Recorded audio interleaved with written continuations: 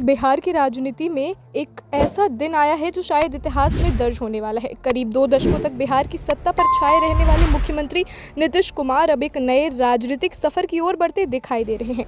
खबर है कि आज वे राज्यसभा के लिए नामांकन दाखिल करने जा रहे हैं और इसी के साथ बिहार की राजनीति में एक बड़े बदलाव की शुरुआत मानी जा रही है। पटना से दिल्ली तक इस फैसले ने सियासी गलियारों में हलचल मचा दी है। कहा जा रहा है कि अगर नीतीश कुमार राज्यसभा जाते हैं तो करीब 20 साल से चला आ रहा नीतीश युग बिहार की सत्ता में खत्म हो सकता है।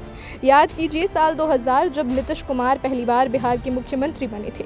हालांकि उनकी पहली पारी सिर्फ 7 दिन ही चली थी, लेकिन उसके बाद उन्होंने ऐसा राजनीतिक सफर तय किया कि वे बिहार के सबसे लंबे समय तक मुख्यमंत्री रहने वाले नेता बन गए। 2005 के बाद से बिहार की राजनीति का चेहरा ही बदल गया।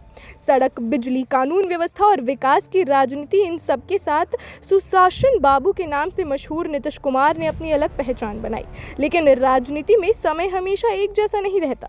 पिछले कुछ सालों में गठबंधन की राजनीति, सत्ता के समीकरण और बदलते हालात ने बिहार की सियासत को कई बार पलट दिया। अब जब नीतीश कुमार राज्यसभा जाने की तैयारी में है तो सबसे बड़ा सवाल यही है, बिहार की कामना अब किसके हाथ में होगी। सियासी सूत्रों के मुताबिक इस फैसले के बाद बिहार में नया मुख्यमंत्री भी सामने आ सकता है और राज्य की राजनीति में नया समीकरण बन सकता है।